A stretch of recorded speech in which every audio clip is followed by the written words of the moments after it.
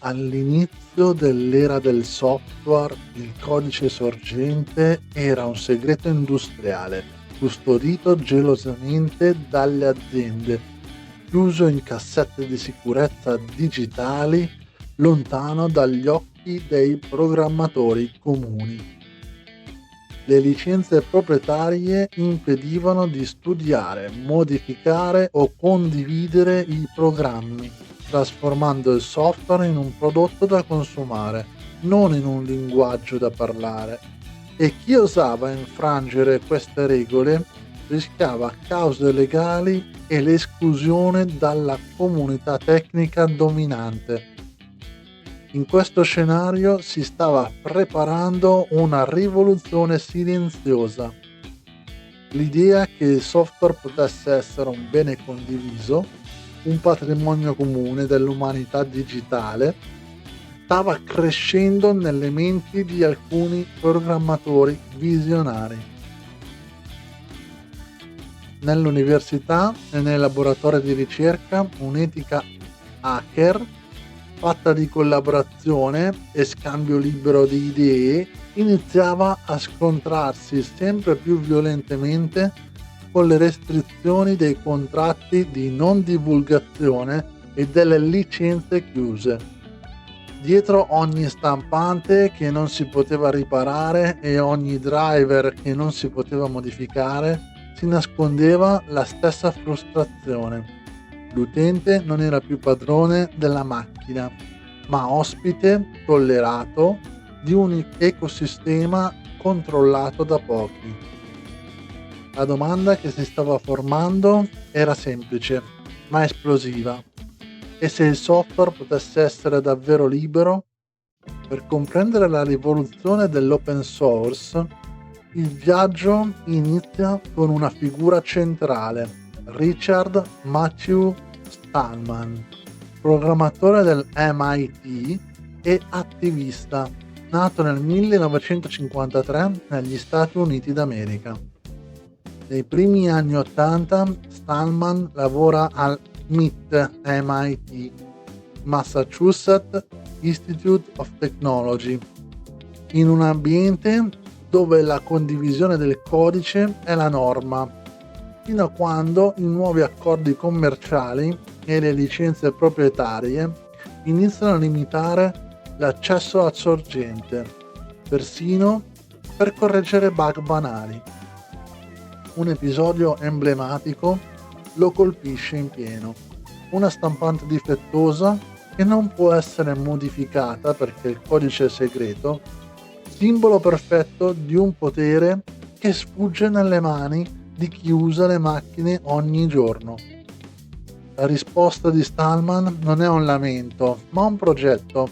Nel 1983 annuncia il progetto GNU, con l'obiettivo di creare un sistema operativo compatibile con Unix, composto esclusivamente da software libero. GNU non è solo un insieme di programmi, ma un manifesto politico e tecnico. Gli utenti devono avere la libertà di usare il software per qualsiasi scopo, di studiarne il codice, di modificarlo e di ridistribuire le versioni derivate.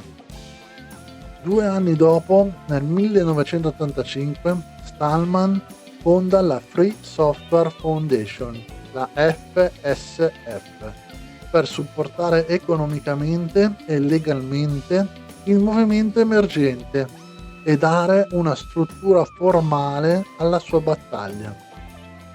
Sempre nel 1985 Stallman pubblica il GNU Manifesto, un testo fondativo in cui spiega perché considera immorale il software proprietario e perché immagina un mondo digitale basato sulla cooperazione. Per proteggere la libertà del codice inventa il concetto di copyleft, una strategia che usa il copyright non per chiudere il software, ma per assicurarsi che chiunque lo modifichi debba mantenere le stesse libertà per gli altri. Da questa visione nasce la GNU General Public License, la GPL, destinata a diventare una delle licenze più usate nel mondo, cuore giuridico del movimento del software libero. Mentre Stallman costruisce GNU, al nord, in Finlandia, un giovane studente di informatica sta affrontando i limiti di un sistema operativo didattico chiamato Minix. Nel 1991 Linus Torvalds, allora 21enne, decide di creare un nuovo kernel per sfruttare meglio il suo PC con processore 80386. Annunciando il suo hobby project sulla storica mailing list comp OS Minix. A settembre rilascia la versione 0.01 del suo kernel, che diventerà noto come Linux. È un prototipo grezzo con poche funzionalità, ma dimostra che l'idea di un sistema operativo libero sviluppato in pubblico è praticabile. Nel 1992 arriva una svolta decisiva. Il kernel Linux viene rilicenziato sotto la GNU GPL, la licenza di Stallman, rendendo possibile una collaborazione organica tra Linux e l'ambiente GNU. La combinazione di strumenti GNU e kernel Linux crea quello che molti iniziano a chiamare GNU Linux, un sistema operativo completo, libero, che può competere con Unix commerciali e sistemi proprietari su server e workstation. Grazie alle distribuzioni nascenti come Slackware nel 1993 e Debian nello stesso periodo, GNU Linux diventa installabile da comunità sempre più vaste, gettando le basi dell'infrastruttura moderna di Internet. Negli anni 90 il kernel Linux cresce rapidamente. La versione 1.0 arriva nel 1994, seguita dalla 2.0 nel 1996, mentre il codice passa da decine di migliaia a milioni di righe, sostenuto da migliaia di contributori. Il mondo enterprise inizia a rendersi conto che un sistema operativo sviluppato in modo aperto può essere più stabile, sicuro e flessibile di molte soluzioni proprietarie, soprattutto su server e mainframe. La coppia Linux più GNU diventa la spina dorsale di servizi internet, hosting web, database e, in seguito, dispositivi embedded e smartphone, dimostrando che il software libero può reggere carichi mission critical. Mentre il movimento del software libero cresce, nascono tensioni su come comunicare questi concetti al mondo aziendale. Il termine free software viene spesso frainteso come gratuito, non come libero. Nel 1998 un evento chiave cambia la narrazione. Netscape annuncia di voler pubblicare il codice sorgente del suo browser Netscape Communicator, ispirata anche dal saggio The Cathedral and the Bazaar di Eric Raymond.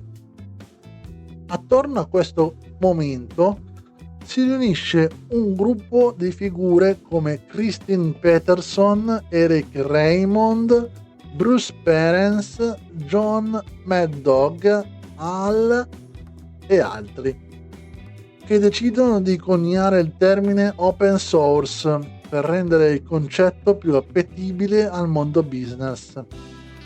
Nel febbraio del 1998 nasce ufficialmente l'Open Source Initiative, OSI, fondata da Bruce Perens ed Eric Raymond come organizzazione incaricata di definire cosa significa open source e di certificarne le licenze. L'OSI pubblica l'Open Source Definition, un insieme di criteri che stabiliscono quali licenze possono essere considerate davvero aperte, codificando principi come libera ridistribuzione, accesso al codice sorgente e non discriminazione degli utenti. Questa distinzione semantica tra free software e open source non risolve tutte le tensioni ideologiche, ma apre la porta a un dialogo nuovo con le aziende che iniziano a vedere l'open source come modello industriale, non solo come causa etica. Da un lato, il movimento del software libero mantiene una forte impronta filosofica legata alla libertà dell'utente e alla critica del software proprietario. Dall'altro, l'open source si presenta come pragmatismo industriale, focalizzando sui benefici economici e tecnici.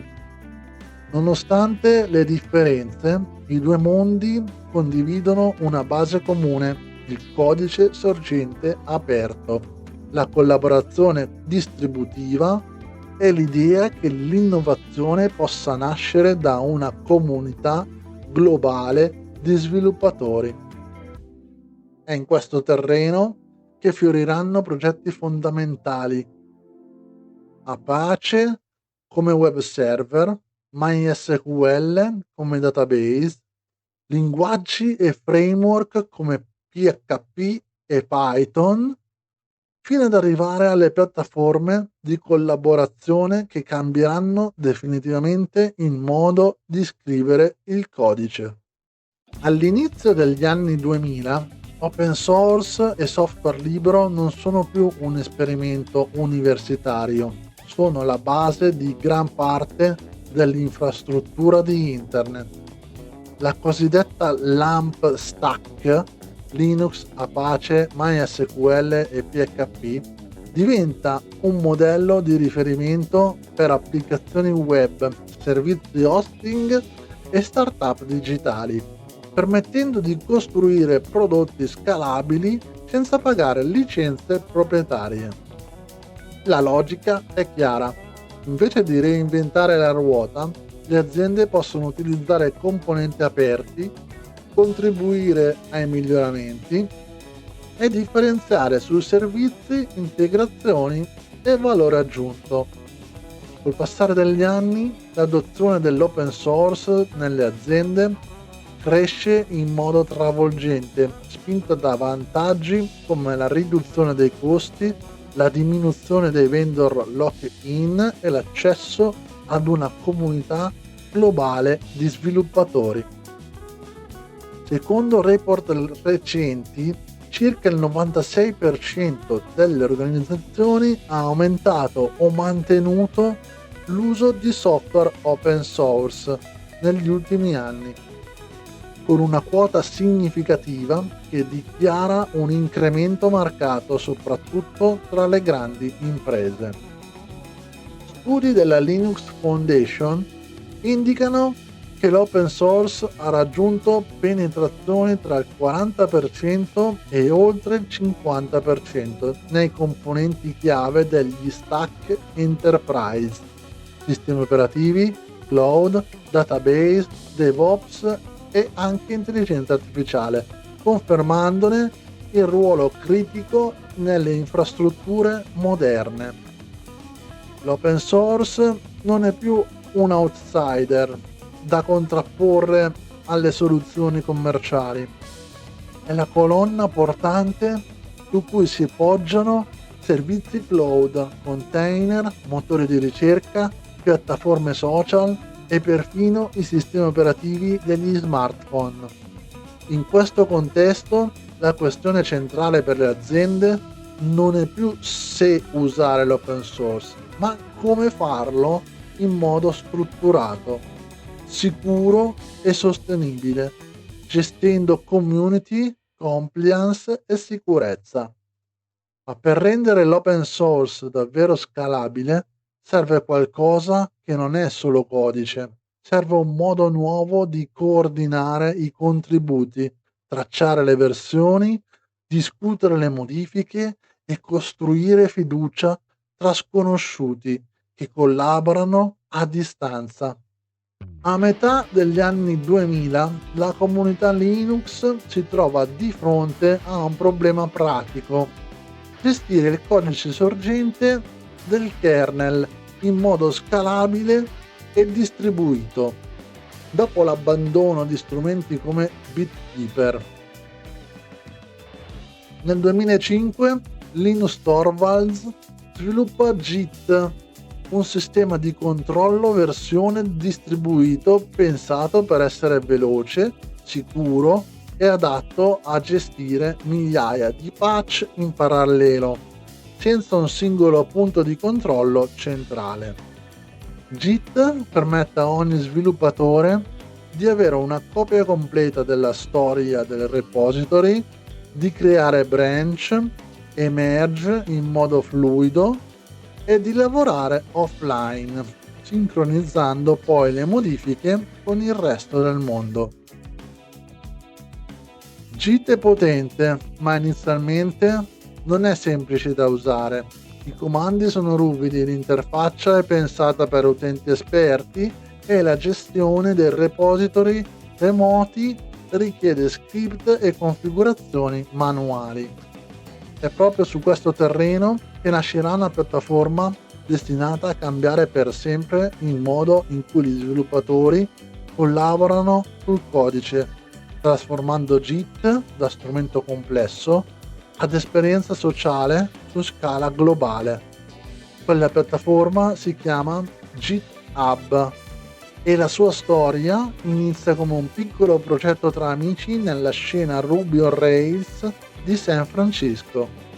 Nel 2007 tre sviluppatori, Tom Preston Werner, Chris Wanstrat e PJ Yet, iniziano a costruire un sito che renda Git più accessibile, aggiungendo una social layer sopra il sistema di versionamento.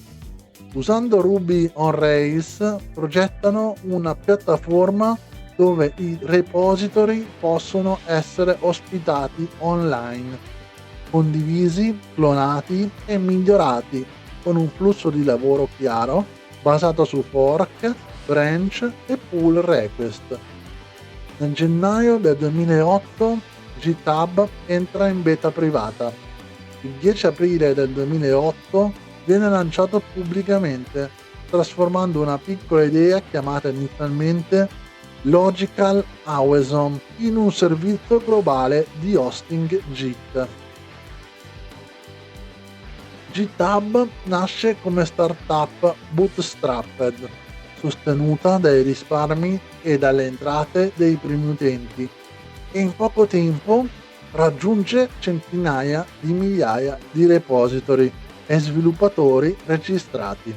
Nel 2012 riceve un investimento di $100 milioni da Andreessen Horowitz, seguito da un round da $250 milioni nel 2015, guidato da Sequoia, che porta la valutazione a oltre i $2 miliardi.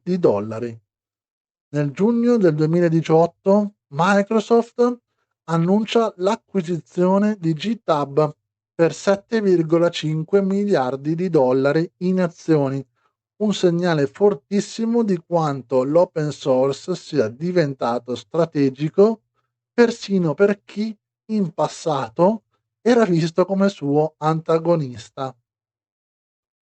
GitHub non è solo hosting, introduce concetti come le pull request come luogo naturale di revisione del codice, le issue per tracciare bug e feature, le wiki e le pagine per documentare i progetti.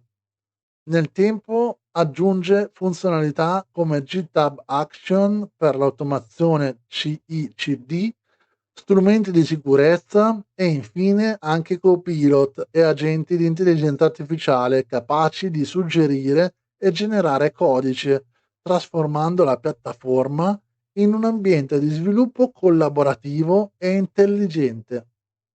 In pochi anni GitHub diventa il posto dove vive l'open source.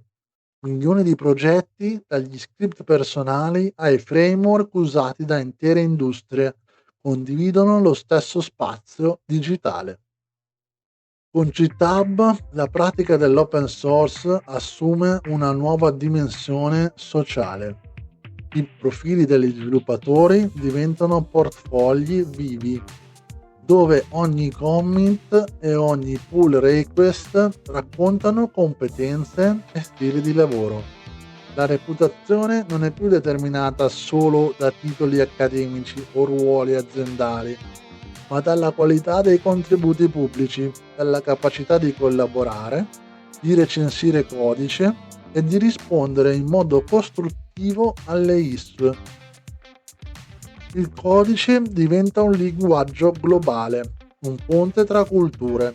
Sviluppatori di continenti diversi possono incontrarsi su un repository e costruire insieme strumenti usati da milioni di utenti. La barriera d'ingresso si abbassa drasticamente. Chiunque, dal junior al senior, può aprire un account, clonare un progetto, studiarne il codice e proporre miglioramenti, entrando gradualmente in comunità sempre più complesse. Per le aziende, GitHub diventa un luogo di reclutamento e di osservazione.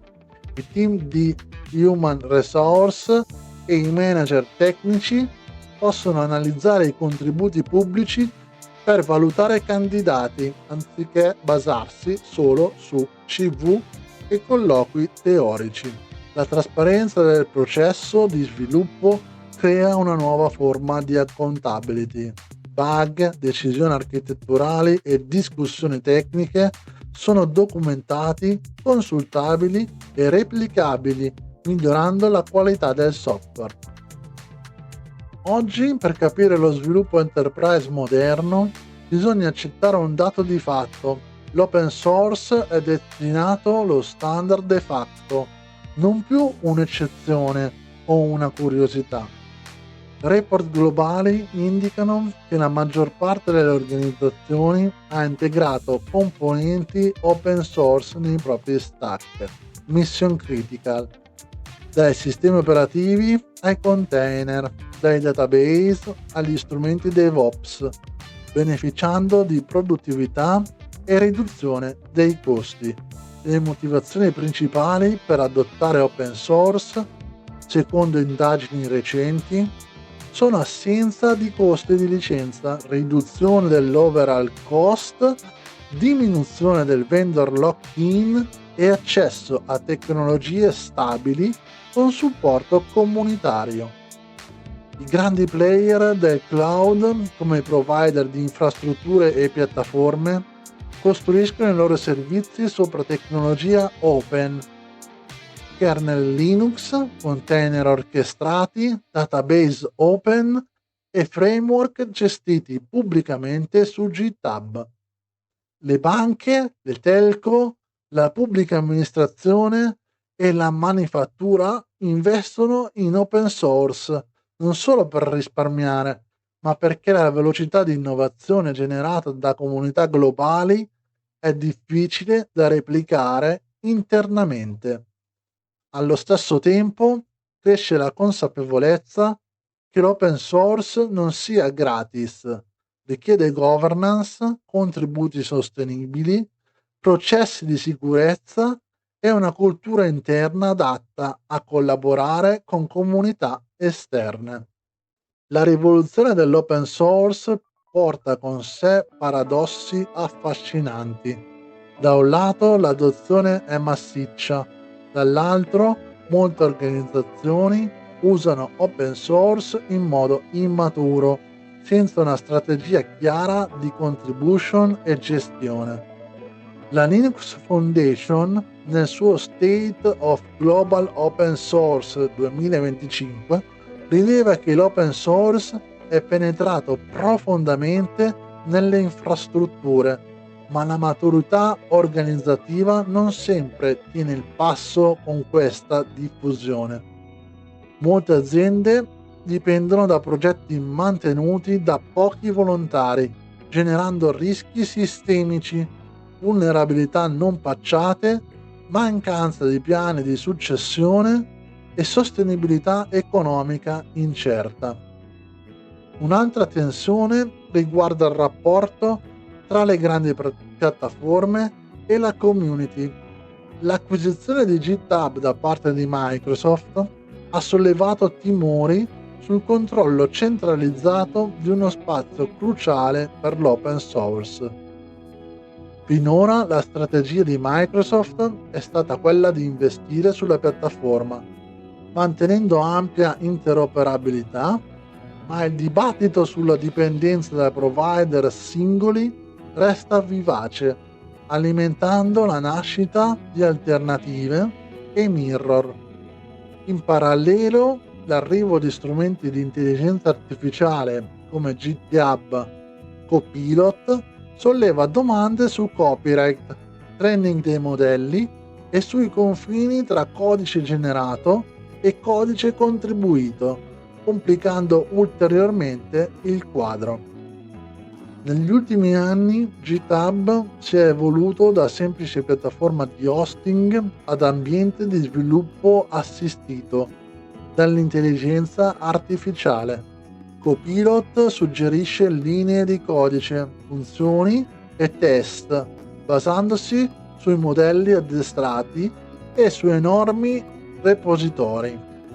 Nuovi agenti di intelligenza artificiale, lanciati tra il 2025 e il 2026, mirano a gestire interi flussi di lavoro, aprono issue, propongono patch, eseguono test e perfino partecipano alle review, diventando attori digitali nella community di sviluppo. Questo scenario apre possibilità immense, ma anche rischi. L'intelligenza artificiale può accelerare la produttività, ma se non governata rischia di generare codice insicuro, plagio involontario e dipendenze ancora più complesse. L'open source, tuttavia, ha già mostrato la sua capacità di adattarsi, dalla nascita del software libero al passaggio a open source, dall'arrivo di Git alla creazione di GitHub. Ogni cambiamento ha generato nuovi modelli di collaborazione. La comunità globale di sviluppatori, aziende, fondazioni e singoli maintainer sta iniziando a discutere linee guida e buone pratiche per l'uso dell'intelligenza artificiale in progetti pubblici, mantenendo al centro trasparenza e responsabilità. Se la rivoluzione dell'open source ha insegnato qualcosa, è che la forza di questo modello sta nella sua apertura. Problemi, soluzioni e conflitti vengono affrontati in pubblico, con discussioni che restano scolpite nella storia del codice. Guardando indietro, dalla stampante che Richard Stallman non riuscì a riparare, alle milioni di pull request aperte ogni giorno su GitHub, la traiettoria è chiara. Il codice libero ha conquistato il mondo non solo tecnicamente, ma culturalmente. Il movimento del software libero ha posto le basi etiche. L'open source ne ha costruito il linguaggio industriale. Linux ha dimostrato che un kernel sviluppato in pubblico può alimentare supercomputer e smartphone, mentre GitHub ha reso tutto questo visibile e partecipativo.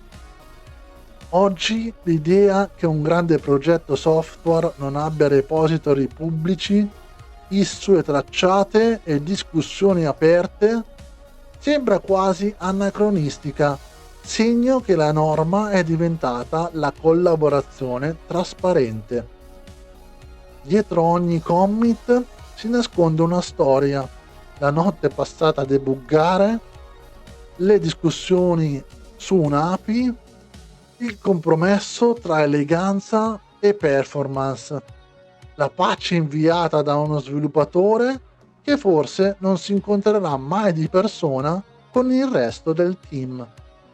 La rivoluzione dell'open source è fatta di questi gesti quotidiani, di piccole decisioni tecniche che, sommate, costruiscono infrastrutture usate da governi, aziende e persone comuni in tutto il pianeta. Il codice libero ha conquistato il mondo non con un singolo atto eroico, ma con una pratica instancabile di condivisione, revisione e miglioramento continuo, dimostrando che la collaborazione distribuita può essere più potente del controllo centralizzato. Questo documentario ha attraversato decenni di storia digitale, dalle sale dell'MIT alla rete globale di repositori di GitHub, per raccontarvi come una semplice idea, aprire il codice, abbia ridisegnato completamente l'economia, la tecnologia e la cultura del software. La rivoluzione dell'open source non è finita. Ogni nuova libreria pubblicata, ogni bug fix condiviso e ogni linea di codice resa disponibile al mondo è un nuovo capitolo di questa storia che continua a scriversi in tempo reale. Finché ci saranno sviluppatori pronti a condividere il proprio lavoro e comunità disposte a prendersene cura, il codice libero rimarrà una delle forze più trasformative del nostro tempo, un linguaggio comune capace di unire interessi diversi sotto la stessa promessa: costruire insieme qualcosa che vada oltre il singolo proprietario. La rivoluzione dell'open source non vive solo nei data center, nei supercomputer e nei repositori di GitHub. Vive nelle mani di chi naviga, pubblica, sviluppa e usa smartphone ogni giorno. Per percepire davvero la portata di questo cambiamento, basta osservare tre protagonisti della vita digitale moderna: WordPress, Android e Kubernetes. Tre nomi che raccontano come il codice libero si sia infiltrato in ogni strato della tecnologia contemporanea. WordPress nasce nel 2003 come fork di un progetto di blogging chiamato B2 Cavelog, creato all'inizio degli anni 2000 dallo sviluppatore francese Michael Valdrighi. Quando lo sviluppo di B2 rallenta e rischia di fermarsi, un giovane studente di Houston, Matt Mullenweg, scrive sul proprio blog che vorrebbe continuare quel lavoro. Sotto quel post un commento di Mike Little: "If you're serious about forking B2, count me in", segna l'inizio di una nuova storia. Nasce così WordPress 0.7, rilasciato il 27 maggio del 2003, un piccolo CMS open source in PHP e MySQL, licenziato sotto GPL v2, destinato a diventare nel tempo la piattaforma di pubblicazione più usata al mondo.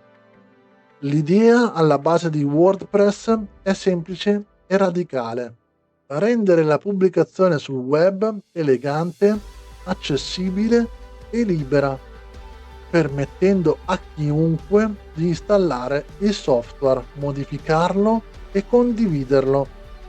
La licenza GPL garantisce agli utenti le stesse 4 libertà che Stallman aveva teorizzato: usare il programma per qualsiasi scopo, studiarne il funzionamento, modificarlo e redistribuirne le versioni derivate. Questa combinazione, facilità d'uso e libertà legale, trasforma WordPress in terreno fertile per temi e plugin, cioè piccole estensioni che chiunque può scrivere, pubblicare e distribuire globalmente.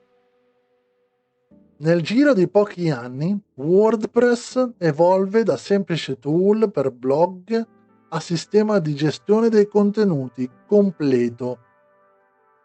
Gestisce siti aziendali, e-commerce, forum, LMS, portali media e community.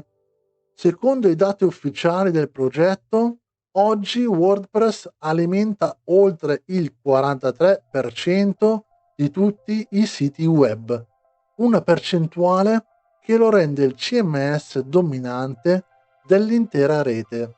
Stiamo parlando di milioni di installazioni, dai blog personali ai portali governativi.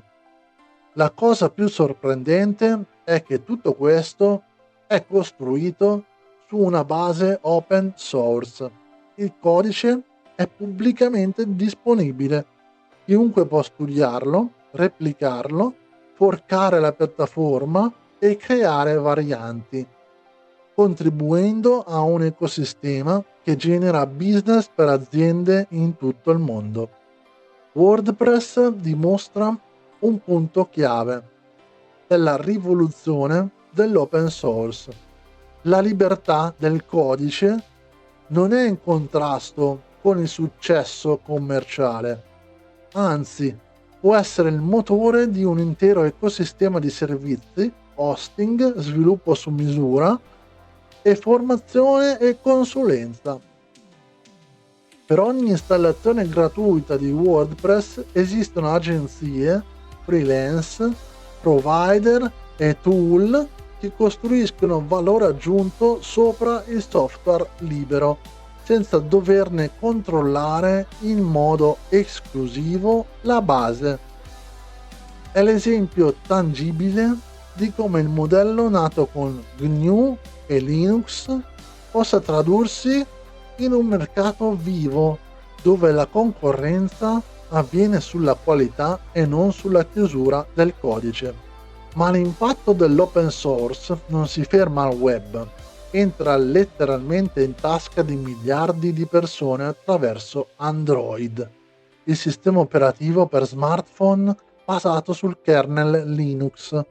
Android è costruito attorno al nucleo di Linux, adattato alle esigenze della mobilità, gestione energetica, driver per sensori, modem, touchscreen, tutto orchestrato da un kernel che ha origine in quella decisione di Linus Torvalds di rendere il proprio progetto libero e collaborativo.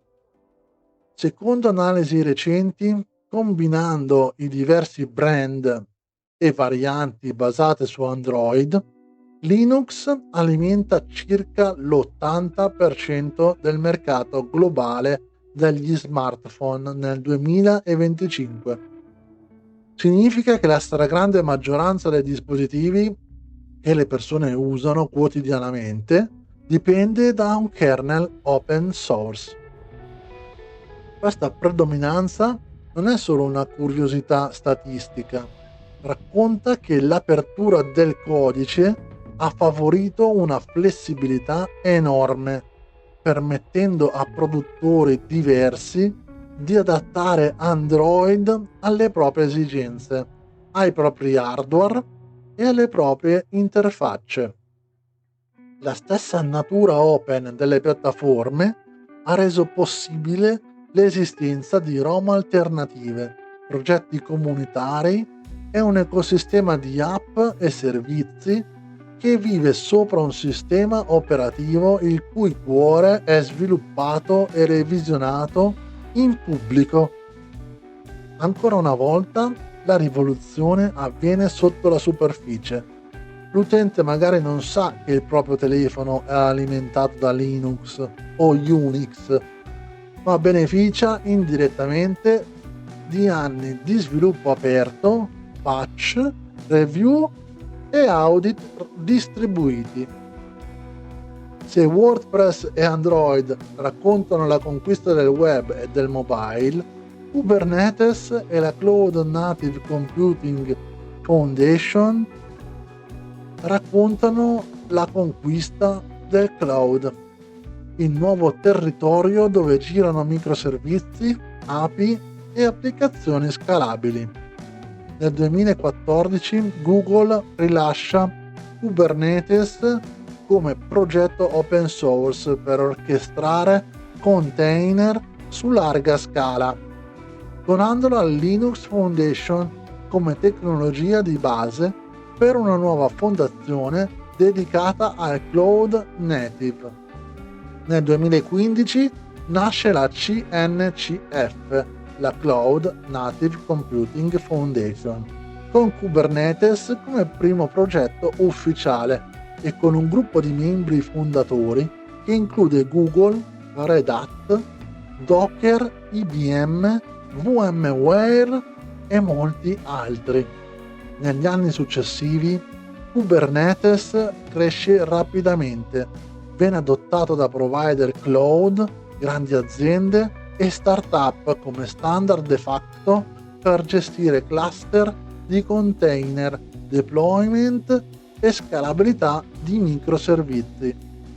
Nel 2018 Kubernetes diventa il primo progetto CNCF a graduare, cioè a uscire dallo stato di incubazione, grazie alla sua maturità tecnica, alla vastità della community e alla governance strutturata. Oggi, come sottolineano analisi e interviste della sua community, Kubernetes è considerato la tecnologia fondazionale per l'ecosistema cloud native. Molte soluzioni e tool moderni funzionano assumendo la sua presenza come infrastruttura di base. In 10 anni la CNCF è passata da un singolo progetto a centinaia di iniziative, con oltre 220.000 contributor in più di 190 paesi, ospitando componenti chiave come Kubernetes, Containerd, Envoy, Prometheus e altri strumenti che formano la spina dorsale cloud native. Queste tecnologie, tutte open source, sono diventate la prima scelta per le imprese che vogliono costruire architetture moderne. Orchestrazione di container, service mesh, monitoring, logging, tutto è alimentato da progetti gestiti in modo aperto. In pratica la CNCF ha contribuito a rendere ubiquo il cloud native computing, spostando il baricentro del settore da stack proprietari ad una costellazione di strumenti aperti, standardizzati e governati in modo vendor neutral. WordPress, Android e Kubernetes rappresentano tre fonti della stessa rivoluzione: pubblicazione, mobilità e cloud. In ciascun caso, un progetto open source ha definito il ritmo del settore, costringendo perfino i concorrenti proprietari ad adeguarsi a standard e pratiche nate in comunità pubbliche. La conseguenza è che l'open source non è più solo un'alternativa tra le tante, ma spesso è il punto di partenza. Si cerca prima se esiste una soluzione aperta, sostenuta da una community, e solo dopo si valuta se serve qualcosa di chiuso. Per chi sviluppa, questo mondo aperto significa portare ogni giorno il proprio lavoro su piattaforme come GitHub, contribuire a plugin WordPress, pacchetti NPM, librerie Android, chart Helm e operator Kubernetes. Ogni commit Ogni issue, ogni pull request è un tassello di una infrastruttura globale che poggia su comunità distribuite. Non c'è un'unica azienda che possiede la rivoluzione, ma milioni di sviluppatori che la vivono e la alimentano. La rivoluzione dell'open source, iniziata con il sogno di un sistema operativo libero e di un software che rispettasse la libertà degli utenti, oggi si manifesta in un web dominato da WordPress, in uno smartphone alimentato da Linux e in un cloud orchestrato da Kubernetes. In definitiva, il codice libero non è solo una storia di manifesti e licenze, ma una realtà quotidiana fatta di strumenti concreti che usiamo ogni giorno, spesso senza renderci conto che sono nati da linee di codice condivise in pubblico. Che si tratti di pubblicare un articolo, installare un'app sul telefono o scalare un cluster nel cloud, dietro ogni azione c'è una lunga catena di decisioni tecniche e politiche che ha scelto l'apertura come valore centrale. Ed è proprio questa catena invisibile ma potentissima che rende la rivoluzione dell'open source una delle trasformazioni più profonde della storia dell'informatica moderna. Una rivoluzione che continua, commit dopo commit, progetto dopo progetto, piattaforma dopo piattaforma. Quando il mondo spegne i monitor e chiude le finestre del browser, il codice continua a scorrere silenzioso, come un fiume digitale che attraversa server, smartphone, router, satelliti e sensori sparsi su tutto il pianeta. La maggior parte di questi flussi invisibili poggia su fondamenta aperte. Linux alimenta la maggioranza dei server web e una quota predominante dei dispositivi Android, dimostrando che ciò che un tempo era hobby project ora è la spina dorsale della civiltà digitale. Studi recenti rivelano che tra il 70 e il 90% del codice presente nelle applicazioni moderne è composto da componenti open source e che oltre l'80% del codice usato in software contemporaneo è di origine aperta. In altre parole, quasi ogni programma che accendiamo, ogni app che usiamo, ogni servizio che consultiamo porta dentro di sé frammenti di lavoro condiviso, righe di codice nate in pubblico sotto gli occhi di una comunità globale. Anche le imprese hanno fatto la loro scelta. Circa il 78% delle aziende dichiara di usare open source e quasi il 95% delle organizzazioni in tutto il mondo ha aumentato o mantenuto il proprio uso di software aperto nell'ultimo anno. Quasi un terzo ammette che l'adozione è cresciuta in modo significativo, segno che l'open source non è più un esperimento, ma una strategia che guida competitività e innovazione. Su GitHub, il cuore pulsante di questa rivoluzione, i numeri raccontano una storia impressionante. Più di 150 milioni di sviluppatori registrati, con stime che parlano di oltre 180 milioni di account e centinaia di milioni di repository che ospitano progetti di ogni tipo. Nel solo 2024 gli sviluppatori hanno prodotto miliardi di contributi, commit, pull request, issue, code review, una marea continua di miglioramenti che giorno dopo giorno rafforza la struttura del software globale.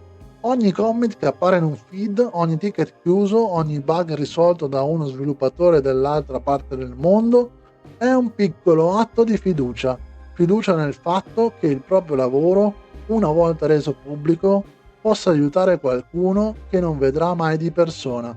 L'open source è questo, un patto silenzioso tra sconosciuti, un accordo implicito per cui chi può contribuire lo fa, sapendo che quello che oggi riceve da altri, domani sarà ricambiato in modi inattesi.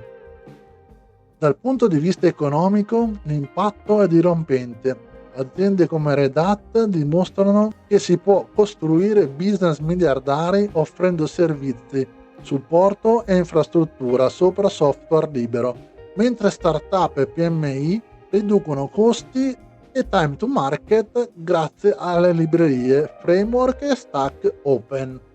Le licenze non sono più catene, ma strumenti di collaborazione. Invece di essere barriere legali, diventano ponti che permettono di condividere valore senza perdere diritti, ma guadagnando alleati.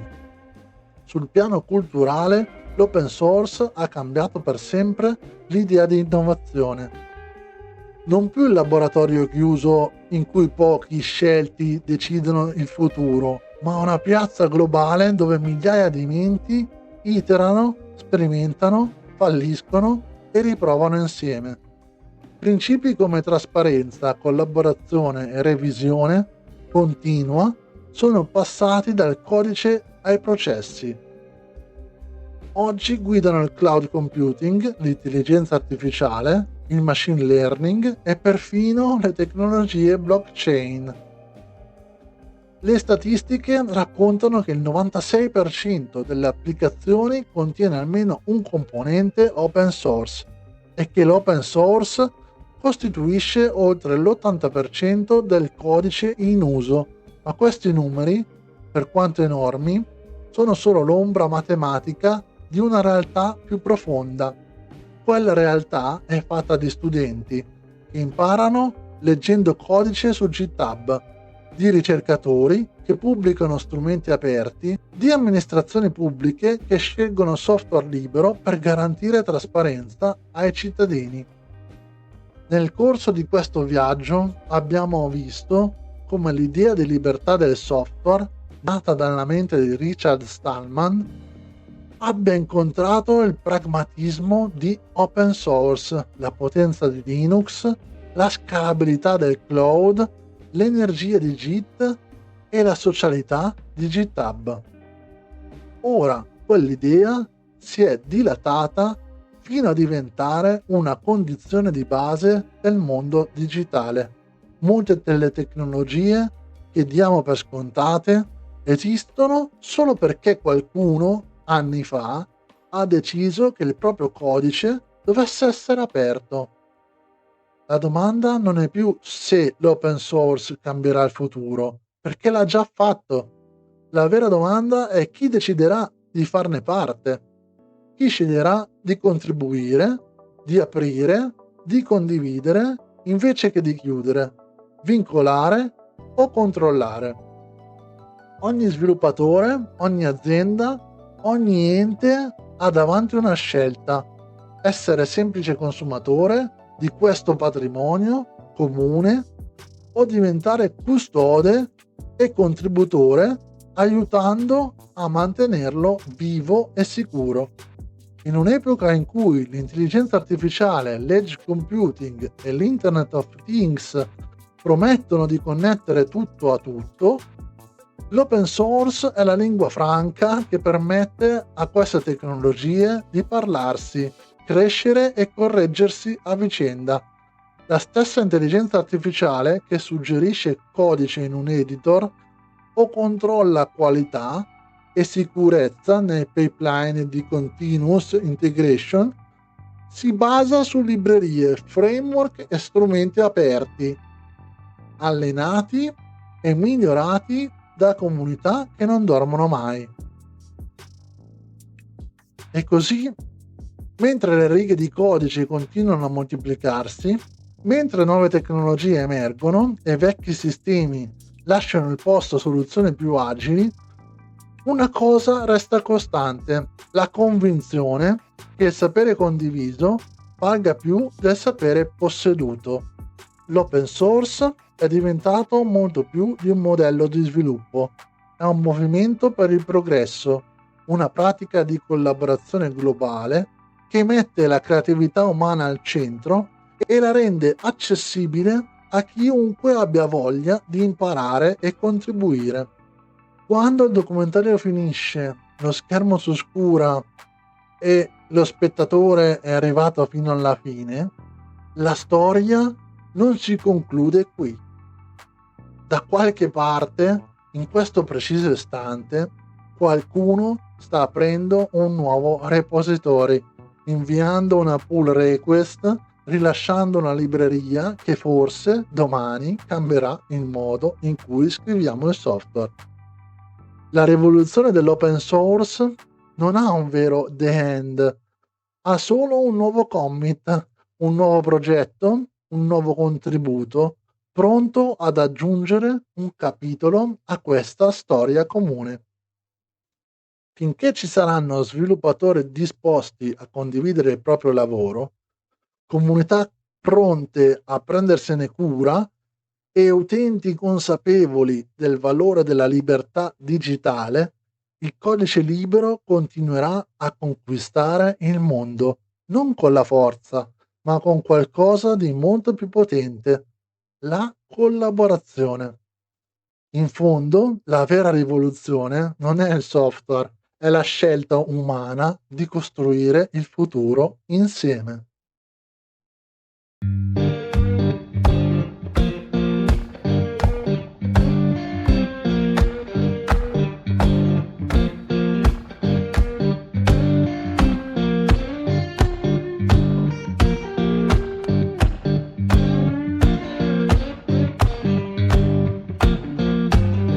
Magnolia Town was humming, smoke lay on the ground. Yeah, Magnolia Town was humming, smoke lay on the ground.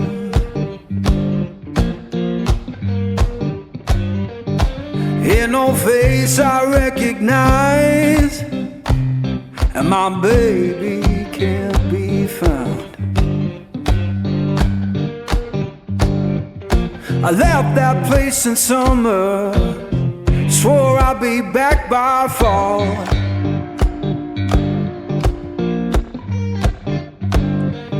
I left that place in summer, swore I'd be back by fall. Now the porch is bare and broken, and her name's gone from the wall.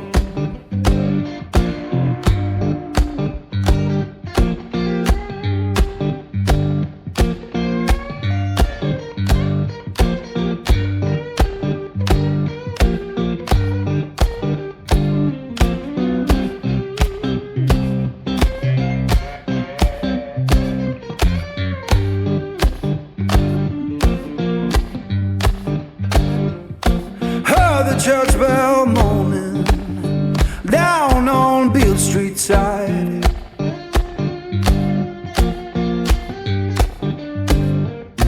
Heard the church bell moaning down on Beale Street side.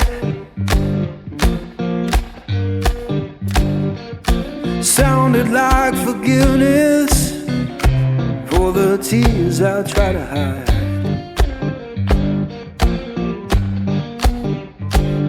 Now I'm sitting with this guitar, strings hum like they know.